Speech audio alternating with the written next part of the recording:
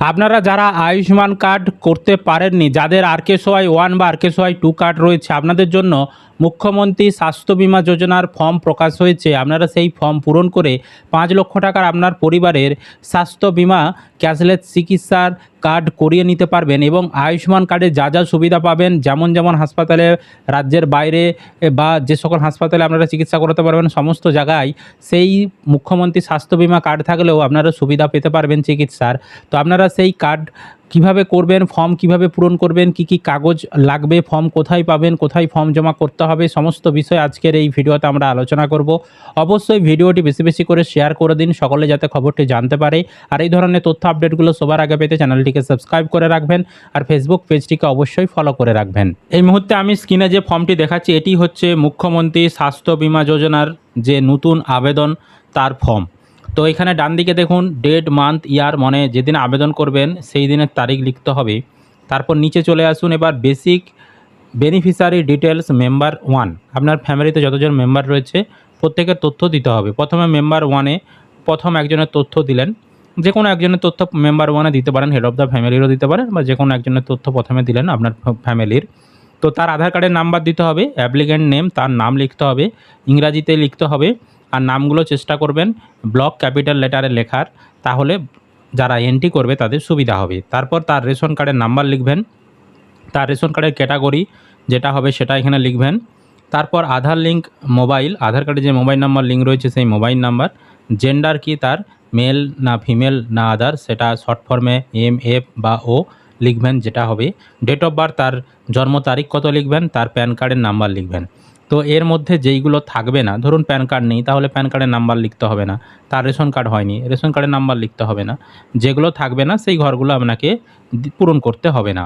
তারপর electoral details, তার যদি ভোটার কার্ড হয়ে থাকে তাহলে তার ভোটার কার্ডের তথ্য দিতে হবে, তার ভোটার কার্ডের নাম্বার, তার বিধানসভার যে নাম্বার সেটা, এবং তার পার্ট নাম্বার এবং তার সিরিয়াল নাম্বার, এগুলো লিখতে হবে। এই ভোটার কার্ডে যে লিস্ট, সেই লিস্ট থেকে আপনারা কিন্তু দেখে নিতে পারবেন যে আপনার যে বুথে কত নাম্বার সিরিয়ালে আপনার নাম রয়েছে আর আপনার পার্ট নাম্বার কত, সেগুলো সমস্ত কিছু দেখে নিতে পারবেন ভোটার লিস্ট ডাউনলোড করে, বা অনলাইন ইলেকশন কমিশনের যে ওয়েবসাইট সেখান থেকেও এগুলো চেক করা যায়। দেখুন ভোটার কার্ডের AC number, part number, serial number আপনি কীভাবে সহজে চেক করবেন আমি একটু সেটাও দেখিয়ে দিচ্ছি।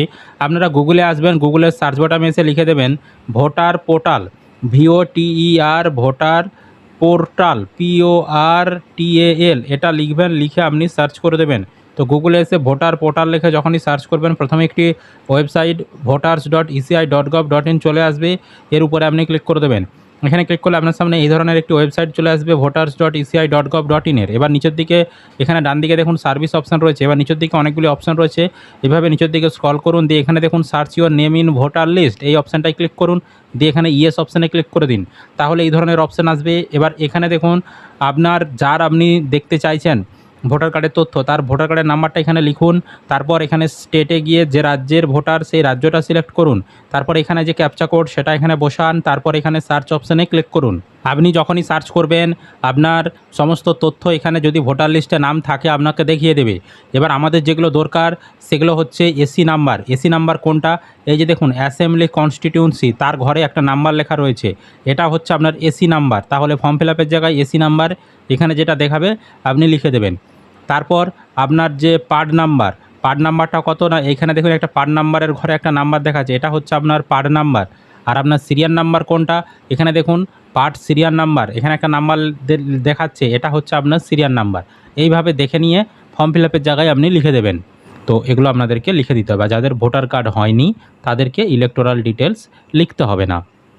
এবার বেসিক বেনিফিশিয়ারি ডিটেলস মেম্বার 2-তে আপনার ফ্যামিলিতে আরও ধরুন সদস্য রয়েছে, তাদের নাম একইভাবে যেভাবে আমি দেখালাম সেভাবে আপনি পূরণ করে দেবেন। তারপরে মেম্বার 3, মেম্বার 4, মেম্বার 5, 6 এরকম 6টা পর্যন্ত রয়েছে।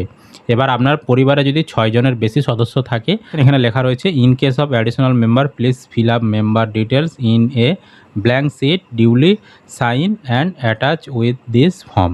অর্থাৎ বলতে চাওয়া হচ্ছে যে আপনার পরিবারে যদি 6 জনের বেশি সদস্য থাকে তাহলে আপনি কীভাবে তাদের নাম যুক্ত করবেন, সেক্ষেত্রে বলছে ব্ল্যাঙ্ক শিট নিতে, একটা সাদা কাগজে সেখানে তাদের তথ্য দেবেন, দিয়ে সেখানে হচ্ছে আপনার সমস্ত তথ্যগুলো দিয়ে সেটা এই ফর্মের সঙ্গে আপনি অ্যাটাচ করে দেবেন। বুঝতে পারলাম। যাদের 6 জনের বেশি সদস্য, যাদের 6 জনের কম সদস্য তাদের ক্ষেত্রে এই ফর্মেই হয়ে যাবে। তারপর নিচে চলে আসুন ফ্যামিলি ডিটেলস। এখানে full address, house number, street বা ভিলেজ বা ওয়ার্ড এগুলো এই ঘরের ভিতরে লিখতে হবে। তারপর এখানে ডিস্ট্রিক্ট, আপনার জেলার নাম, তারপর আপনার ব্লকের নাম, তারপর গ্রাম পঞ্চায়েতের নাম, ফ্যামিলি হেডের নাম, তারপর টোটাল ফ্যামিলি মেম্বার কতজন, 4 জন না 3 জন লিখতে হবে। SSURN নম্বর মানে স্বাস্থ্যসাথী কার্ডের নাম্বার এখানে 17 সংখ্যার সেটা লিখতে হবে। Name and contact number of beneficiary আবেদন করছেন তার যে নাম এবং তার ফোন নাম্বারটা এখানে দিতে হবে। তো এখানে আপনি চেষ্টা করবেন এখানে হেড অফ দ্য ফ্যামিলি যার নাম দিয়েছেন তার নামটা লিখে তার ফোন নাম্বারটা দিয়ে দেওয়ার চেষ্টা করবেন। বা এখানে যে হেড অফ দ্য ফ্যামিলিরই আপনার কন্ট্যাক্ট নাম্বার দিতে হবে সেটাও নয়, যে কোনো আপনার ফ্যামিলিতে একজনের ফোন নাম্বার আপনি দিলেও হবে। যার ফোন নাম্বার দেবেন তার নামটা উল্লেখ করে দেবেন, নাম তার নিচে ফোন নাম্বার। আর সিগনেচার অফ দ্য বেনিফিশিয়ারি, তো এখানে সই যিনি আবেদন করছেন তাকে করতে হবে। তো এখানে তো সবাই তো সই করতে পারবে না, তো এখানে পরিবারের প্রধান যিনি তিনি সই করে দেবেন। এবার নিচে যারা ফর্ম জমা নেবে তারা তাদের শেষ মানে সিল এবং তাদের সিগনেচার করে নিচে তারা নিচের অংশটা পূরণ করবে। তো এই যে আপনি ফর্মটা পূরণ করলেন এর সঙ্গে কী কী কাগজ আপনাদেরকে জমা দিতে হবে, অবশ্যই যতজন মেম্বার প্রত্যেকটি মেম্বারের আধার কার্ডের জেরক্স, ভোটার কার্ড হয়ে গেলে ভোটার কার্ডের জেরক্স, রেশন কার্ড থাকলে রেশন কার্ডের জেরক্স, প্যান কার্ড থাকলে প্যান কার্ডের জেরক্স, এই প্রত্যেকটি কাগজ কিন্তু আপনাদেরকে জমা দিতে হবে। আর যার যার জেরক্স তাকে সেই জেরক্সের নিচে সই করে দিতে হবে। এই ফর্মগুলি আপনারা কোথা থেকে পাবেন না, যখন এই ফর্মগুলো বিতরণ করা শুরু হবে বা বাড়িতে বাড়িতে দিয়ে যাবে তখন কিন্তু আপনারা এই ফর্মগুলো পেয়ে যাবেন। এগুলো মূলত ক্যাম্প করা হবে পঞ্চায়েত থেকে বা বিডিও অফিস থেকে, তখন আপনারা সংগ্রহ করতে পারবেন। আর কোথায় জমা দেবেন না, মূলত পঞ্চায়েতেই জমা দিতে হবে। আর যেমন আয়ুষ্মানের ক্ষেত্রে দেখা গিয়েছিল আশা দিদিরা বাড়িতে এসে ফর্ম দিয়ে গিয়েছিলো, সেরকমটাও হতে পারে, বা আশা দিদিরাও ফর্ম আমাদের বাড়ি থেকে সংগ্রহ করে নিয়ে যেতে পারে। যদিও এখনও কিন্তু এর যে পুরো আবেদনের প্রক্রিয়া সেটা এখনও শুরু হয়নি। ফর্মটা প্রকাশ হয়েছে, সেই ফর্মটা আপনাদেরকে আমরা আগাম জানিয়ে রাখলাম।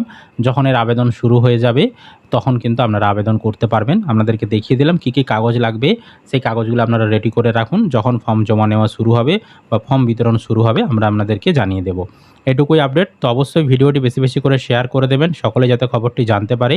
আর এই ধরনের তথ্য আপডেট সবার আগে পেতে চ্যানেলটিকে সাবস্ক্রাইব করে রাখবেন। আর ফেসবুক থেকে যারা ভিডিওটি দেখছেন অবশ্যই পেজটিকে ফলো করে রাখতে ভুলবেন না।